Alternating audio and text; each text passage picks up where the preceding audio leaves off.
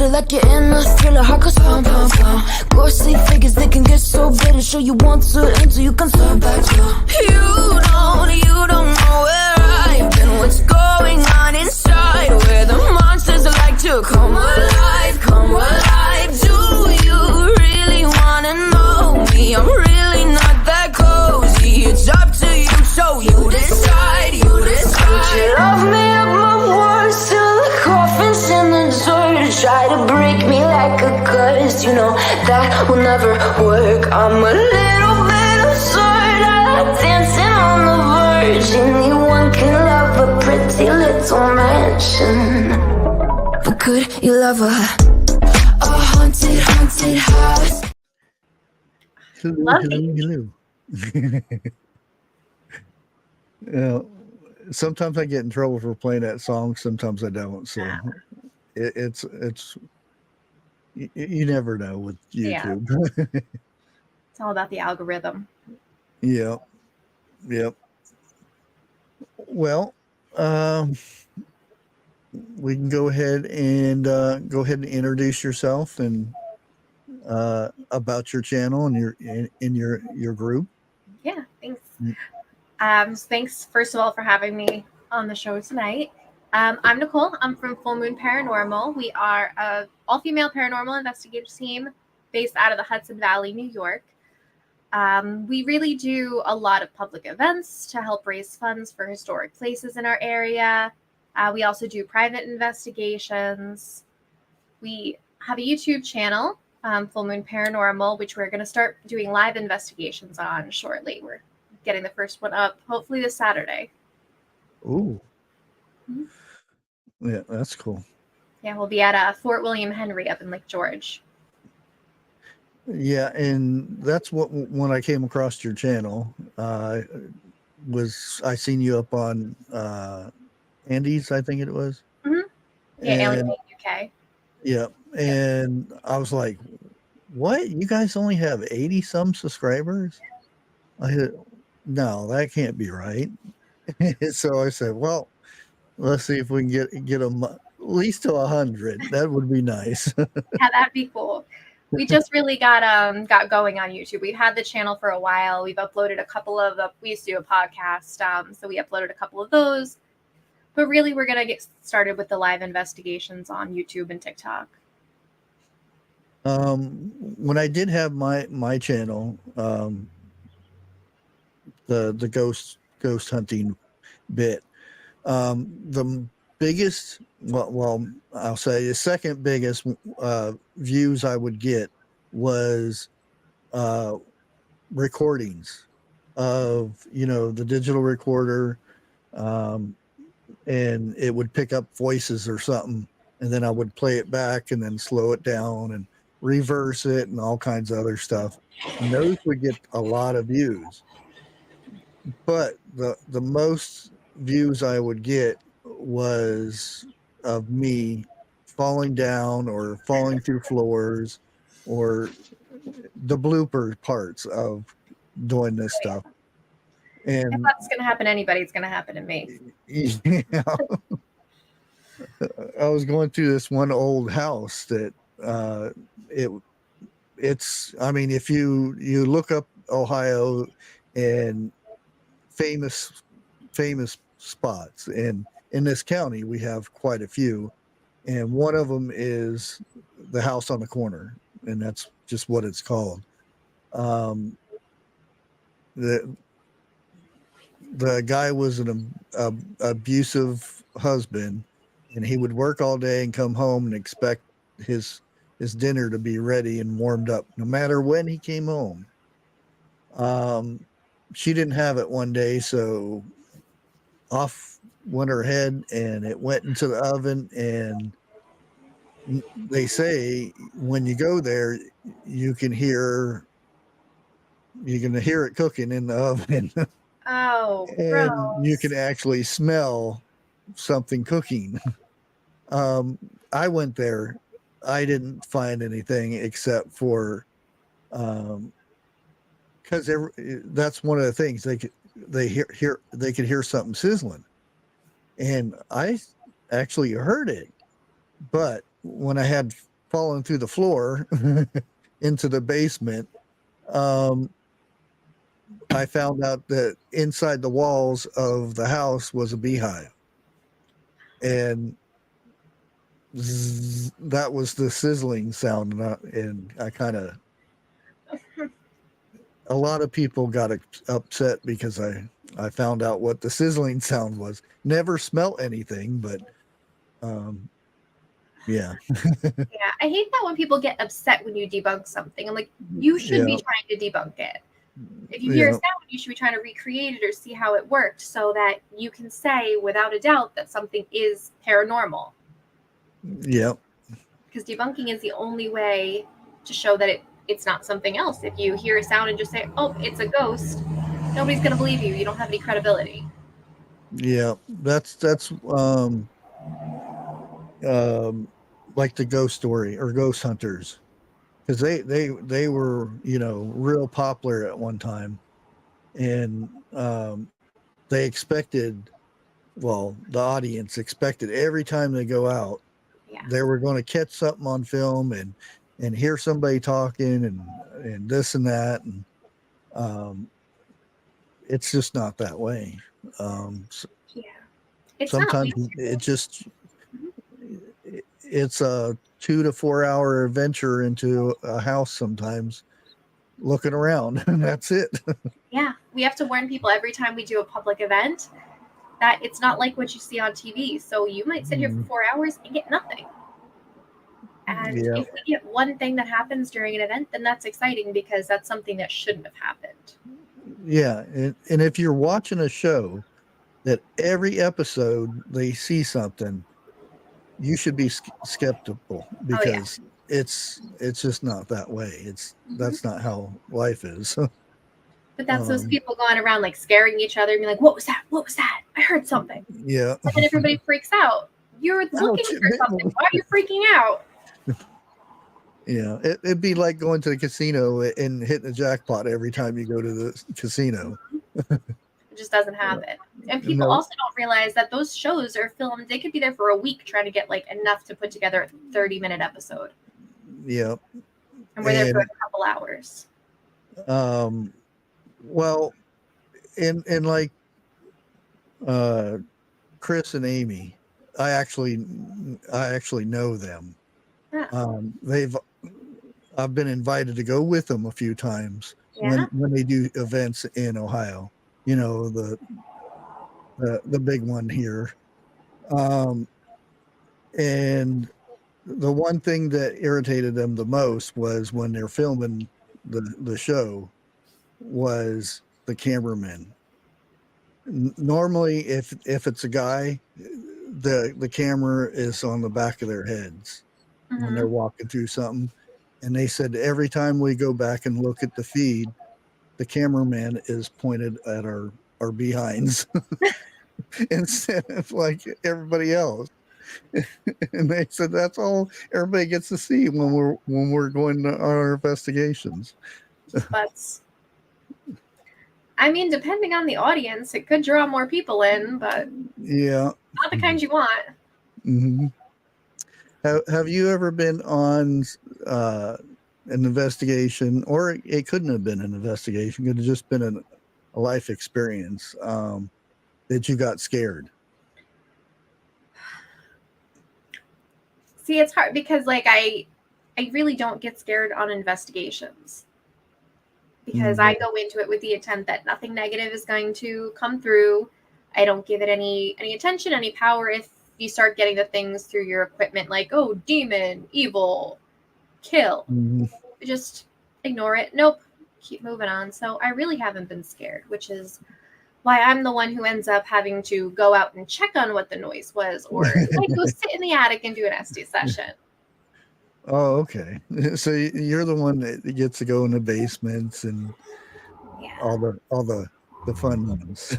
Yeah, we were at a private case once at someone's office. She had a lot of activity and she was kind of freaked out to be there alone. It was an office in an old school. And we go in and we're recording, and we have a REM pod set up on the door because at one point she heard the door like rattling. And we're recording because the REM pod keeps going off, and we see a shadow come across the window, like so solid that we thought it was a person. I stopped recording. I'm like, oh, someone's at the door. No one was at the door. No one was in the building. But we all saw it. We got it on camera. And guess who had to go outside and try to recreate the shadow going across the door? I stood out there in that hallway by myself, walking back and forth across the window. Okay. Next one would be, have you ever experienced something that, you know, not scared you, but give you chills, like there's no mistaking what it is type things? Yeah, there's been a lot of those. Shadow figures. I've seen shadow figures in my own house when I came home really late from an investigation. This was like 5 a.m. I'm exhausted, and there's just are you familiar with the Hat Man? No. It's a type of shadow figure that looks like he's wearing a hat. I don't know. They call him the Hat Man. Huh. No. But I see a shadow at the end of my bed looking out the window, just like the profile of a man with a hat on. I'm like, this is there. I can see it. It's very solid, but I don't have the energy for it. And I said that out loud. I'm like, I don't have the energy for this right now. And then I went to get changed, and it was gone. Okay. Well, we do have a question in chat. Is have you ever investigated any Civil War landmarks or anything like that? Well, I've been to Gettysburg. Oh, okay. And we've investigated on the battlefield, got some interactions there with the equipment. Where else? There's a lot of Revolutionary War stuff near me. Where I am. It was a big hub for Washington and everything. Yeah. So we went to this restaurant called the 76 House, which was actually used as the headquarters during the Revolutionary War. George Washington was there, Alexander Hamilton, and that has had crazy activity. We got a loop, a REM pod on the stairs, a static dome on a table, a cat ball going off on the mantle, and it just kept looping all night. There's definitely some residual activity. Well, that's cool. Now, like I said, I haven't done no investigation for years, and there's so much more now, equipment wise. Back when I did it, the most high tech thing was a digital recorder, and I had the old, which at the time was state of the art, the Sony Night Shot, where you can film at night, and that was it. I had the little EMP thing, and that was pretty much it.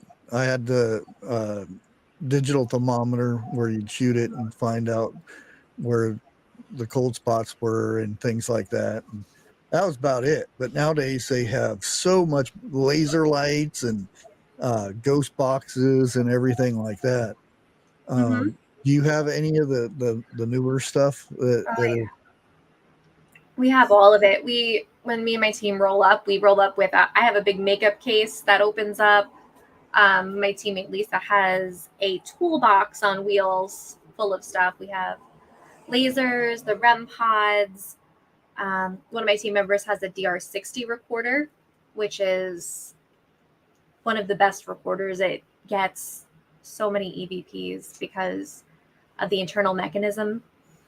Apparently, Are you familiar with the DR60 at all? I've heard a little bit, but never used or anything like that. I mean, I still have all the stuff in a case and everything, and because I went back because I was going to put, because I do have another channel that I was going to start. Well, it's still there, but it's GHOSTCRAFTY, kind of after my BushCrafty type thing. But and I was going to start putting some of that old stuff on there, and every bit of everything that I had on those digital recorders are gone. Oh, Everything. you So, know what that means? You got to go out and do it again. yeah. You got to get some more EVPs. Yeah, I've been thinking about it because we have, like, just in this county, we have so many areas. I mean, just not even 5-6 miles from here.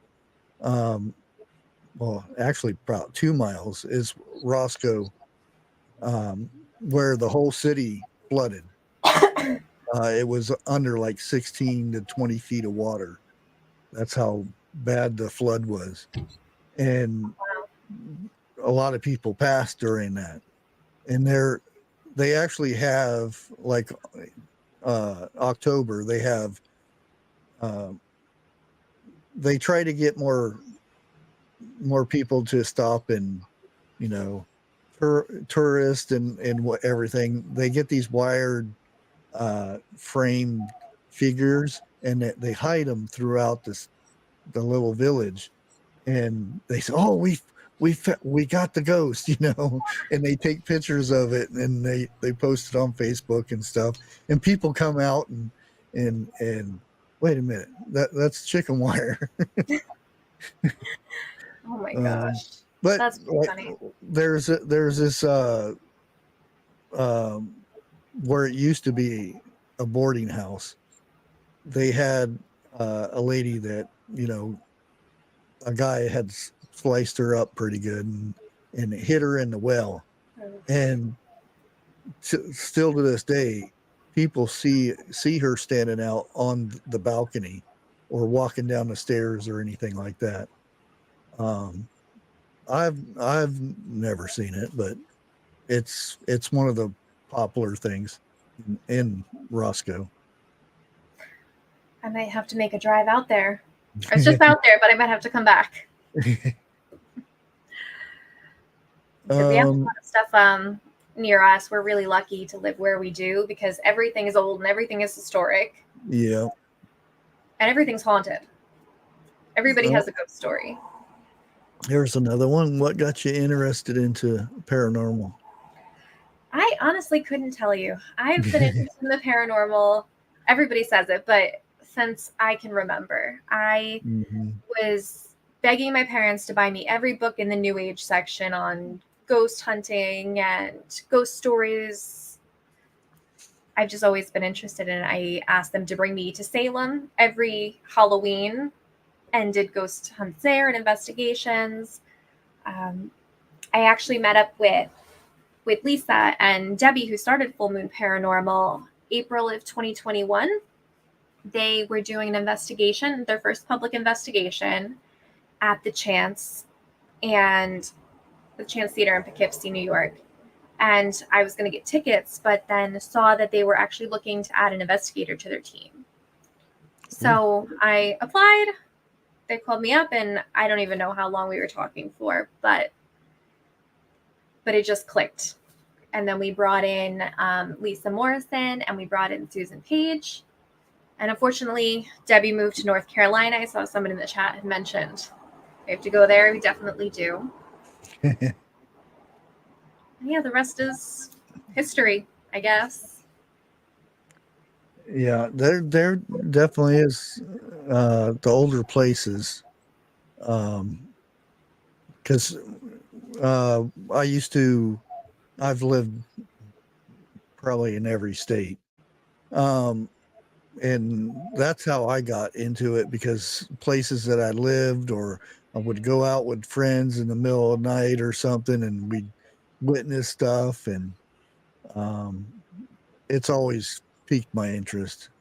So I had a friend here locally that wanted to do it, and we gradually started getting more stuff, and then um, the more people we got involved in it, the more it got less fun to me, because, you know, like I was telling you earlier, when you go in and oh, he grabbed my arm, you know, it wasn't even in there 5 minutes, and I'm like, what? And it kind of spoils it, you know. You Yeah, have to have a good group. you do. You have to have people you can trust and people you Yeah. enjoy spending time with, because you're going to be looking at them for like 4 hours sitting in the dark room where nothing's happening. Yeah. We have a really good group that we go with. It's Full Moon Paranormal, and there's a couple other local teams that we hook up with, and we do investigator only events where we'll go into a place and we'll just work, and we have a lot of fun and we laugh, and I think we get some of the best interactions when we're just having fun hanging out and everything's Yeah. not so serious. Yeah, some of the best investigations went on was not these popular ones where they open it up and you have to pay to get in and stuff. It was some of the, well, the graveyards were cool, but some houses, even houses that said they experienced stuff in there, and they would let us in, film and everything.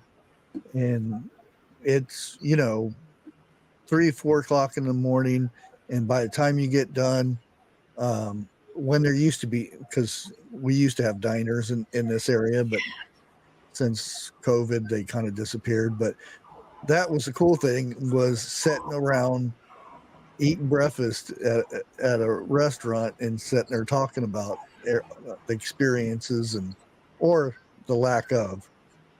And yeah, that was the cool part. Did you notice that since COVID, nothing's open late anymore? We used to have 24-hour diners that you could go to like Yeah. after the bar or whatever, or after an investigation, and nothing. They're all closed now. Yeah, it's a shame, and it's a lot of mom and pop restaurants and stuff are not there anymore. Mm-hmm. And got another. Have you ever been to the Devil's Stomping Ground? I don't think so. I mean, I go to work every day, and that's kind of like the devil's stomping ground, but not the actual place. Uh, But now I'm going to have to look it up. yeah. No ghosts in Florida, someone said. There's a ton of ghosts in Florida. St. Oh, Augustine is yeah. all ghosts. The lighthouse. Mm-hmm. And I think the ghost hunter people went back there again, and I had went down there. That's been ages ago though, and I witnessed stuff going on in there, which actually, when sometimes, like when you hear a song and it brings back memories, and your hairs on your arms stick up. It was one of those moments. Oh. Hey, Marshmallow Man. Thank you for being a member. In Texas too, I know quite a few places in Texas too. I think it's all about, because sometimes you can go, you can go into the same place over and over again, never experiencing it. Mm-hmm. One time, it'll be worth it. And places don't even have to be old, really. My house was built in the late 80s, and we have activity here. Oh, really? Yep. So we moved in pretty recently, within the last 2 years, and my husband's downstairs painting, and he's hearing voices. He doesn't believe in any of this, first of all. He thinks I'm crazy. It's like, whatever floats your boat, but if you want to go sit in the dark and stare at walls, go ahead. But he's sitting here by himself, and he's hearing voices down in the basement. And my sister was here, and she heard voices. She thought it was my daughter, but she wasn't home. I've seen shadow figures. We've had handprints on the window. Had a lot of like mysterious sounds and everything. And there's really no reason for this house to be haunted. It was built in the 80s. Nobody died here. There's been like 3 families who lived here. So sometimes it's the land. Yeah, I was going to say, it could have been something that happened before the house was built there, or, a lot of the Indian burial grounds. Yeah.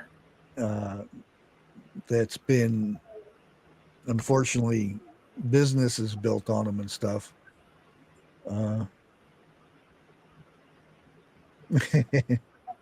Just says he's 63 and he always hears voices. In your head or outside your head? Probably both with him. That. Yeah, state hospitals. Mm-hmm. Unfortunately, they market the heck out of them though. A lot of them. And prisons. Yeah, old prisons and stuff like that. Schools.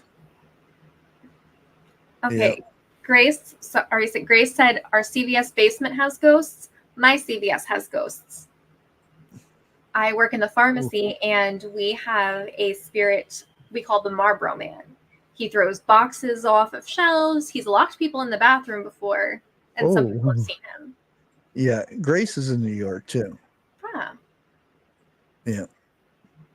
So you guys might be talking about the same we CVS. We don't have a basement, so I don't think so. Okay. Yeah, churches too. Believe it or not. There was this show not too long ago that I was watching, and they had a group, quite a few groups of investigators, and they blindfolded them and they put them in hot spots in different places around the United States, and they had to try to figure out where they were at and if there was anything. And there was it was interesting how some of them would actually, find stuff, and the other ones, nothing. But there was a couple that really, seen figures go by and all kinds of stuff.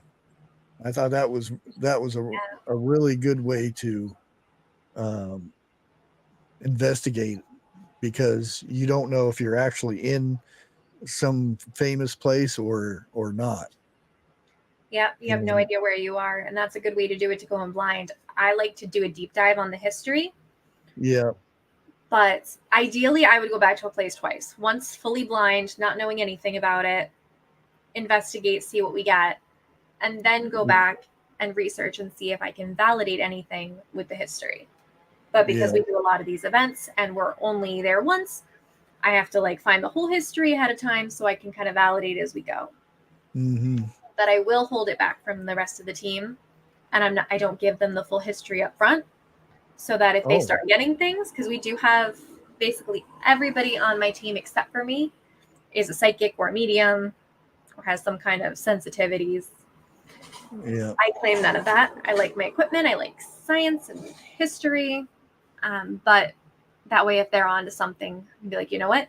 There is a John Smith who lived here. Yeah, that's good too, because when you start seeing the history, you get that mental image of the history of it, and I hear the guy over there, and it could have just been a woman, Yeah. It's hard to say. Yeah, you go in with preconceived notions. Yep. Like that, they did an experiment, and they gave everybody a story, made up this whole spirit who supposedly haunted this building when none of it was true, and had people go in, and once they heard the story, they were getting responses that confirmed the story. Yeah. Yeah. And unfortunately, there are some shows that, every time they turn the camera on, they get experience, and they scratch my back as soon as I walk in the door, and to me, I think that it just ruins it for the actual people that put time in and go out and truly investigate, not just act for the camera. Yeah, for sure. And some of these shows have a lot of rules and stipulations on what they can talk about too. I know a girl whose house was on one of these shows, and there's a lot of stuff there. I've investigated it. That's recent. That's from the previous homeowners. But this show couldn't talk about that because, out of respect, some of their family members may still be alive, so they couldn't talk about anything, say, past 1900. So they had to say that, oh, this is an older spirit, this is a Civil War spirit or a Native American spirit. Yeah. Well, I remember Amy telling me that they went to, I think it was in New England somewhere, and the history was not TV friendly. Oh. So they couldn't indulge any of the stuff that actually little kids and stuff like that. And it was bad stuff, but that part of the show they couldn't put in there. So it was just, oh, we hear this person over, or the door opening and shutting and this and that. And it was pretty much, they debunked a lot of stuff, but the stuff that they did hear, they couldn't report on because it was more of the history that is not TV friendly, or, like YouTube would probably give you a strike on it. But unfortunately, that's a lot of hauntings and a lot of activity. Mhm. It comes from those times of really intense emotions. Oh, And they tend to be not so happy. I've been on the Queen Mary. I've not. It is on the bucket list, though. Oh, this was quite a while. It was probably 88, 87, somewhere in that area. And I kind of snuck in where you're not supposed to go, because that was the fun part. I don't want to go up on the deck and get my picture painted by a bunch of different artists. I went down below, and the cool thing that I have seen was the fact that if you're on one end of the boat, it actually goes down and goes up. Oh. So it's just not straight across. It's actually a curve. And I thought that was the coolest thing. I was a kid, and we were, hiding and, being goofy and everything. I didn't witness anything. Yeah, that's the best part, though, because if a spirit doesn't want to interact with people or doesn't want to be where all people always go, they hide in attics or basements or some places that, are kind of off limits. Yeah. Yeah, same thing. I didn't see anything. Of course, at that time, I probably wouldn't have seen it anyway. I might have to take it off my bucket list. You and Eric both said nothing on the Queen Mary. Oh, there's a good question for you. There's so many places, it's hard to narrow it down. So it was Queen Mary, Madison Seminary is on the bucket list. That's out by you. I don't know how far you are from that. Yeah. And Rolling Hills. I haven't been to Rolling Hills Asylum yet. I know I would like to do some of the Civil War stuff.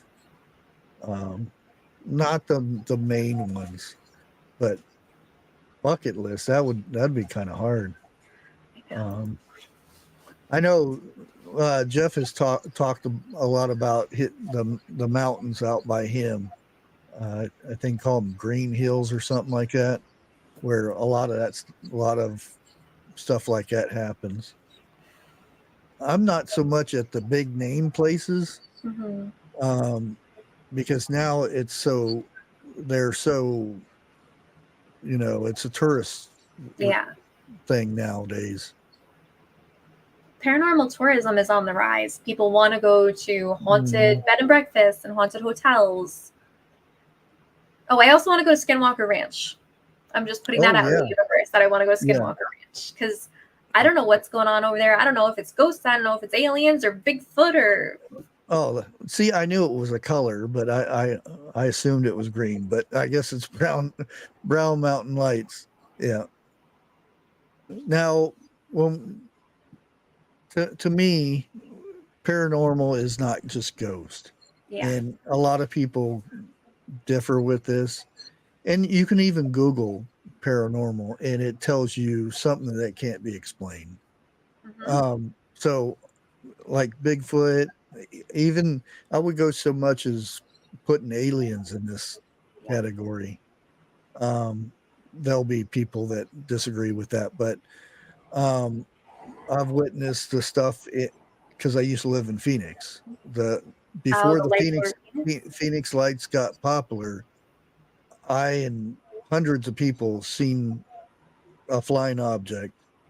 I mean, slowly going across the sky to where you could keep up with it going 60, 70 miles down the road, until it got to the Camelback Mountains, which is the Phoenix lights where the mountains are, and it disappeared.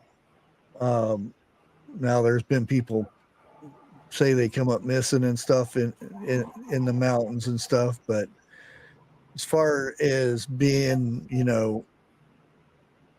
I have a UFO. It could be man-made, but again, it could be, from space or whatever. I don't know that it's either or, because I've never seen an actual, ET. Yeah. But I do know there's things that if I can't explain it, it's not like it's a 747 jet. Mhm. I always think of it kind of like how, ancient civilizations thought that rain was the gift from the gods, or Yeah. that God made fire, and that they didn't understand natural things. So I think a lot of what's going on is just something that's not really supernatural. It's natural. We just don't understand it. Yep. And that's gone on since the beginning of time. Mm-hmm. What was I going to say now? The Bigfoot thing. You said you had somebody that you interviewed for. What is your beliefs on Bigfoot? I don't discount anything because everybody has their own personal experiences, and that's what that was very real to them. So I don't disbelieve it. I just have never personally had a Bigfoot experience. Mm-hmm. I think Either it have very I. well could be real. Something like interdimensional, possibly, because a lot of people report that The it portal. just disappears into thin air, like a living, breathing, physical creature could not do that. Yeah, there's a lot of belief around the portals. They go in, they open a portal and go through a portal, and Yep. I've heard it with I'm like not the saying knobs. it's The not knobs are true, opening but portals. yeah, I don't. I'd have to see it to believe it, but I'm not saying it doesn't happen because, yeah, Well, all these people, they're seeing something. yeah, There's millions of Bigfoot sightings, and you're going to say they're all crazy or they're all wrong? Not one of those is valid. yeah. I had somebody up one time and then was telling about his experience and everything. And this was in New York. And was going to have him back on, and I was going to go on his show too, but unfortunately, he passed from cancer. Oh, I'm sorry. Really nice guy, and a lot of people didn't like what he believed in because there's the big Bigfoot people, and he didn't believe in, some of the DNA and stuff like this. And there were actually people in chat that I actually had to, time out because they were really rude. And that's a shame because just because one person sees it and the other one doesn't, or one believes in it and one doesn't, it doesn't make it your right to be rude to somebody because they don't believe in it. We were actually talking about that on Alienate UK earlier tonight. That's what is reality? It's very subjective. So you could see something and experience it, and it was real to you, but because I didn't see it, I think it's not real. So who's to say what reality is right?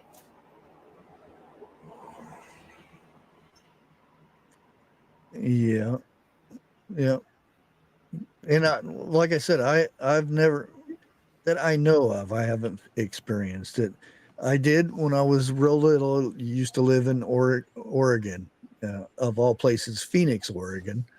And me and my friend were out in the woods, and we found this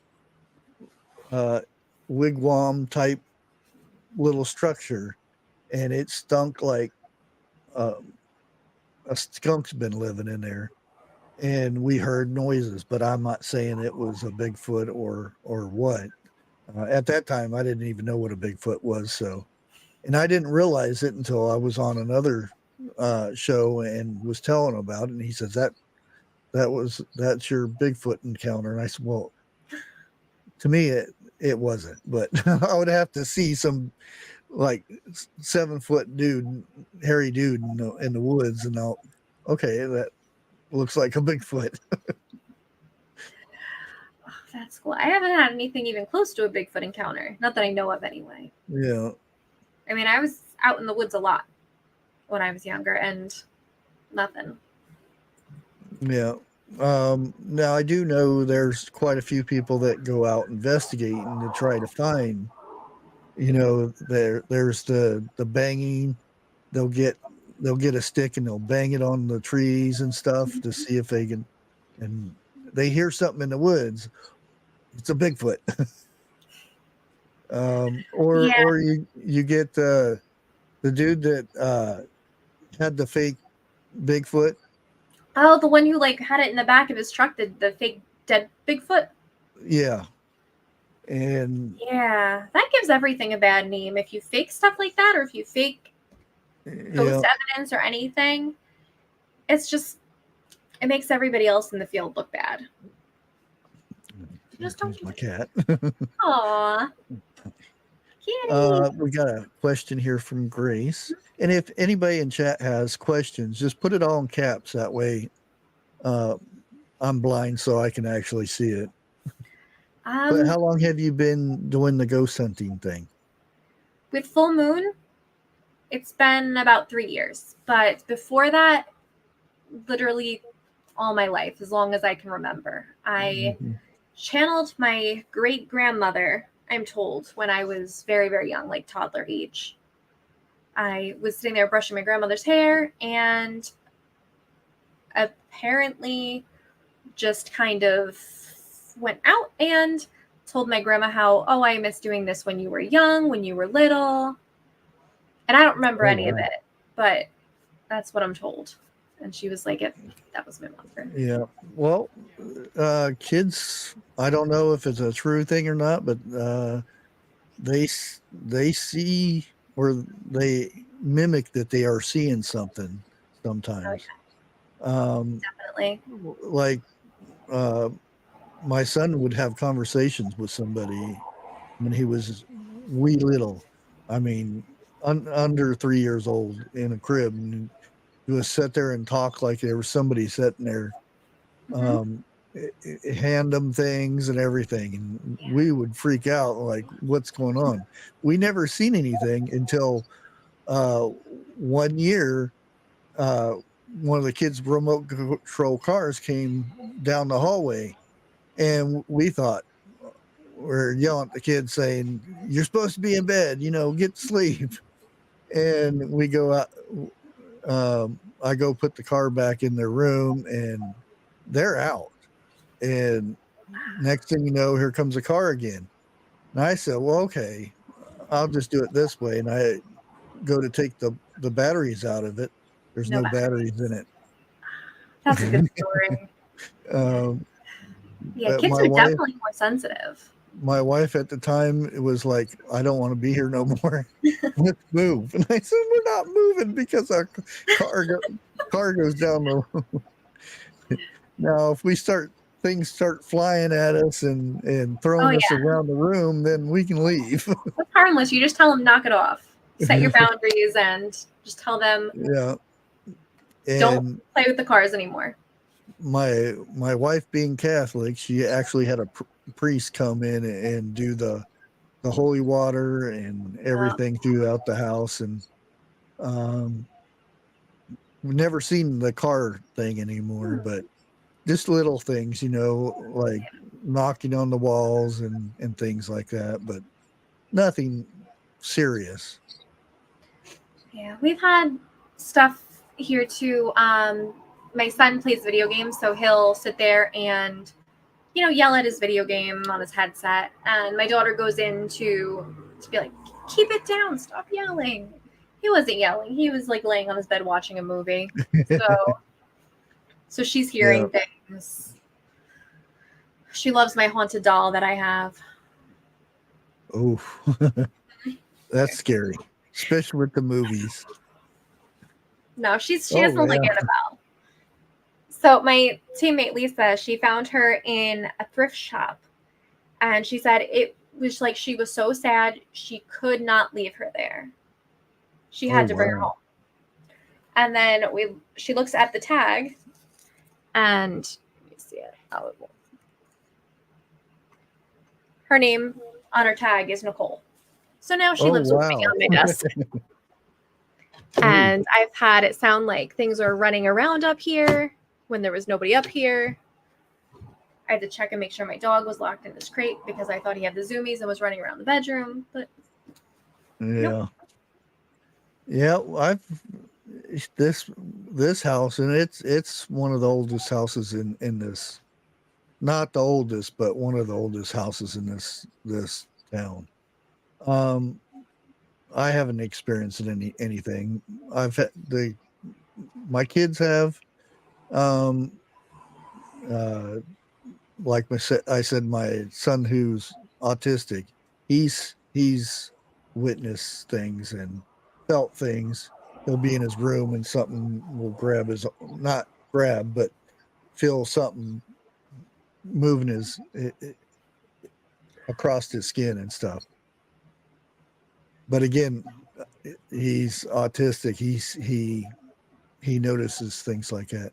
Yeah, very sensitive. I don't know. I've been touched by ghosts, and it never stops. Like, it's not scary, but it never stops being like, oh my god. Yeah. You never get used to it. And it's almost the feeling I get is almost not as much, but you notice when somebody walks across the carpet and touches you, and you get that like spark, but not is like bam spark. It's just like, I don't know. It's kind of hard to explain. But no, definitely. That's one of the theories too on how it's like a charge with static electricity. Yeah. And we have a bunch of equipment that's made to detect changes in the static field that supposedly accompanies a spirit manifesting. Yeah. But that's exactly why, because that's how a lot of people describe it. Yeah. And you know it whenever it happens. It's the first time it freaks you out. Yeah. Well, it did me. And then you feel it again. It's like, oh, there's something there. Mm-hmm. And it's crazy how when there's nothing physically there, you can feel like fingers grabbing your arm. Yeah. Okay. Can you please show that doll again and say that one more time? My screen glitched out. Okay. This is my haunted doll. Her name is Nicole. She came from a thrift shop, and Lisa brought her home because she was really sad and she could not leave her there. But she didn't want her in her house, so she lives with me. I don't blame her. I'm not fond of dolls. I didn't like my daughter had dolls. And I don't know why, but my daughter would leave her dolls in certain locations that would scare the crap out of me when I'd walk in a room. She would stick them up on shelves and stick them on the stairs when I'd go to walk up the stairs, and there's a doll sitting there. I'm going to have to do that with this one. I'm just going to have to start leaving it randomly all over the house. I also have 2 haunted clown dolls that are not allowed to come in the house because they move. Oh, yeah, that'd be good. Yeah, I wouldn't want them in the house either. No, I brought them to a haunted doll event that we did. I rescued them out of my parents' old basement, but they will not come in my house That's good. because I don't want to see them moving around. Oh, I That might wouldn't. scare me. Yeah. That's especially the clowns. Yeah. I'm Like not those one to like gestures. watch a movie and like be scared of a clown like it, or well, depending how it decided to show itself. Yeah. Who had a question? Oh, okay. Have you been I don't think you can get into the house yet. No, you can drive past it, but Yeah. they changed the windows so it doesn't look creepy anymore. There's a Yeah. family that lives there now, and They took out the eyeball yep. But supposedly they've windows. had no experiences. They've had no kind of activity in that house. Yeah. Yeah. I seen Imagine the that deal not they too must have long got on ago. that. They Yeah. must have got a really good deal on that house. Oh yeah. Haunted or not, I don't think I would want to live in a house where like a bunch of people were murdered. Yeah. Yeah. But there's a lot of people that, get into that stuff. Yeah. Uh, Yeah, the Conjuring house sold for something like $2 million. ooh. Yeah. Dang. Yeah. Now Well, they opened it up so people can go investigate. yeah, Eric was talking about that not too long ago. He had a live about the Conjuring house. What do you got anything coming up? You said you were going to start doing lives and stuff. Yeah, I think we're gonna do a live on YouTube from Fort William Henry on Saturday night. Okay. And we have our next. We usually take a little break for the summer because everybody's so busy. But September 21st, I think it's 21st. Yeah, September 21st. We are going to be at the Bombville Grange in Bombville, New York. And we have our special guests, the Radicals, Danny and Lauren, and they are bringing their hearse full of haunted objects. Oh, wow. So we are going to do a little lecture and talk about the haunted objects, and then we're going to investigate them. Some of the more tame ones, because they do have some kind of crazy things. They have, I think, Jeffrey Dahmer's fork. Ooh. So we're not going to investigate that. Ooh, no. I don't want to know what's going to come off of that. Yeah, because there's a lot of people that don't believe that objects can be haunted, and I'm like, isn't a house an object? Yeah. That's the same thing to me. To me, any in some where I used to live with my grandpa sometimes, our neighbor, which was like a few miles away, when you would go into their house, every mirror was covered up. They put a handkerchief over their mirrors and everything, and they believe this. Their parents believed it, and their grandparents believed that. So it kind of kept the tradition going with that, and that was their thing, that you could evil spirits can come through the mirrors, or they could lose their soul through the mirror, and there's a lot of stuff around the mirrors. Mirrors are pretty creepy. Do you notice that one of the most haunted locations is a bathroom? Yeah. All the places we go to, everybody's like, I'm so creeped out in the bathroom. And I think it's because of all the mirrors. Mm-hmm. Well, you sit there and look at the movies, Candyman, Bloody Mary. You stand in front of a mirror and you repeat the name 3 times or 5 times, and you see it. Well, while we're on it, have you ever done that? Bloody Mary? Yeah. Oh yeah, Bloody Mary, Ouija boards, light as a feather, stiff as a board. We were conjuring all kinds of demons at sleepovers when I was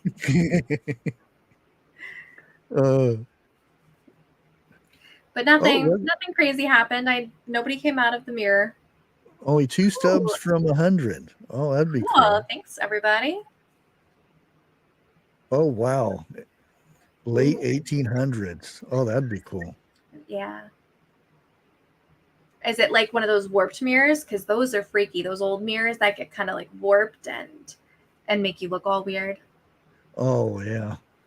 And Stanley Hotel in Napanock, they have a scrying mirror that people have seen some crazy things in.